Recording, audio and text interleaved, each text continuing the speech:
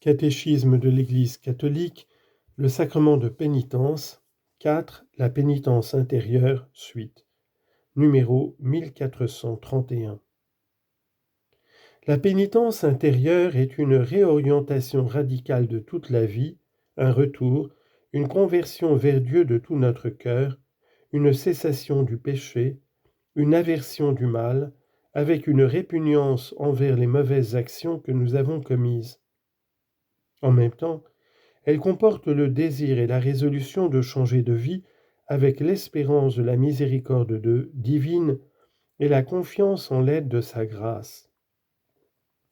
Cette conversion du cœur est accompagnée d'une douleur et d'une tristesse salutaire que les pères ont appelée animi cruciatus, ou affliction de l'esprit en latin, compunctio cordis, le repentir du cœur.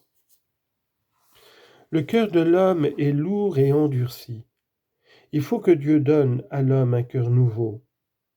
La conversion est d'abord une œuvre de la grâce de Dieu qui fait revenir nos cœurs à lui. Convertis-nous, Seigneur, et nous serons convertis. Lamentation 5, 21. Dieu nous donne la force de commencer à nouveau. C'est en découvrant la grandeur de l'amour de Dieu que notre cœur est ébranlé par l'horreur et le poids du péché, et qu'il commence à craindre d'offenser Dieu par le péché et d'être séparé de lui. Le cœur humain se convertit en regardant vers celui que nos péchés ont transpercé.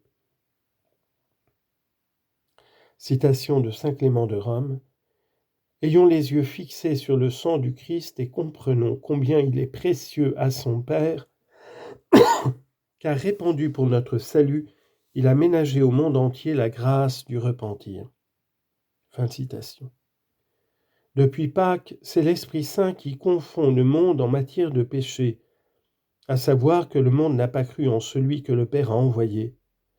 Mais ce même Esprit qui dévoile le péché est le consolateur qui donne au cœur de l'homme la grâce du repentir et de la conversion. 5. Les multiples formes de la pénitence dans la vie chrétienne. La pénitence intérieure du chrétien peut avoir des expressions très variées. L'Écriture et les pères insistent surtout sur 3 formes, le jeûne, la prière, l'aumône, qui expriment la conversion par rapport à soi-même, par rapport à Dieu et par rapport aux autres. À côté de la purification radicale opérée par le baptême ou par le martyre, il cite comme moyen d'obtenir le pardon des péchés les efforts accomplis pour se réconcilier avec son prochain, les larmes de pénitence, le souci du salut du prochain, l'intercession des saints et la pratique de la charité qui couvre une multitude de péchés. 1 Pierre 4, verset 8.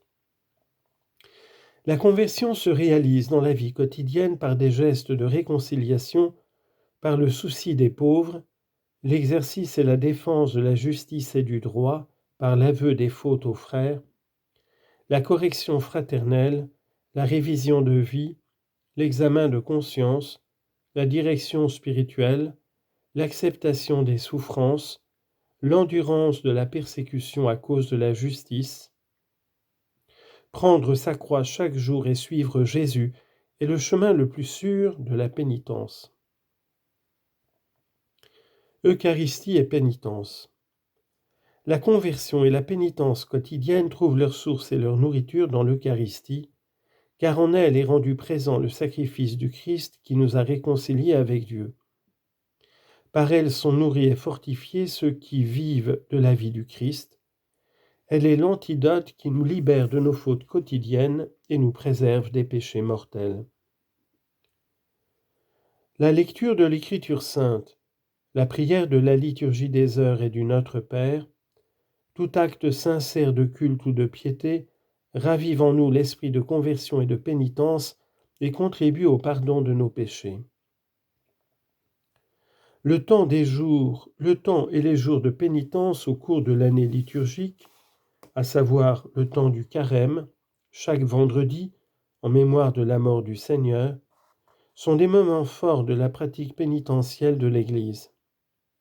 Ces temps sont particulièrement appropriés pour les exercices spirituels, les liturgies pénitentielles, les pèlerinages en signe de pénitence, les privations volontaires comme le jeûne et l'aumône, le partage fraternel, œuvres caritatives et missionnaires.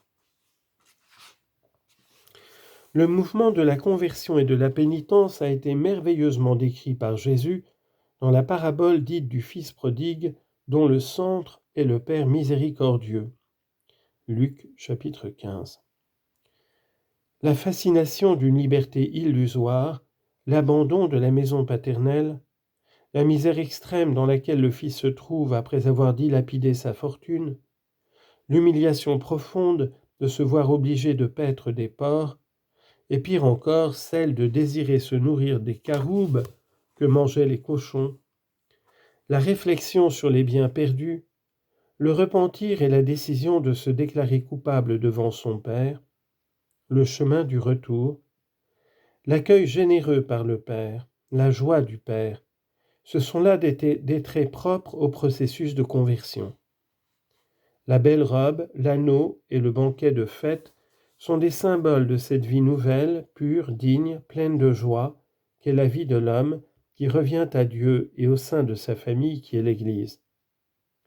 Seul le cœur du Christ, qui connaît les profondeurs de l'amour de son Père, a pu nous révéler l'abîme de sa miséricorde d'une manière si pleine de simplicité et de beauté.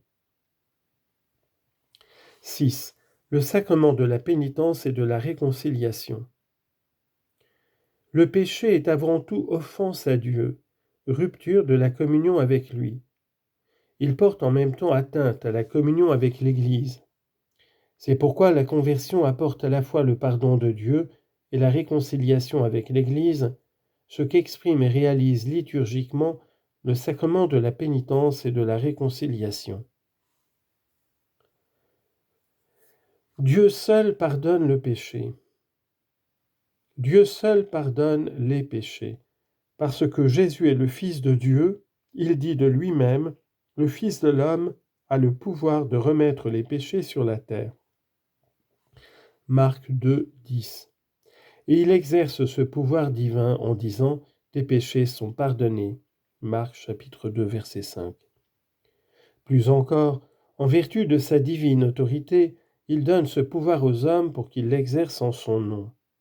Jean chapitre 20, versets 21 à 23. Le Christ a voulu que son Église tout entière, dans sa prière, sa vie et son agir,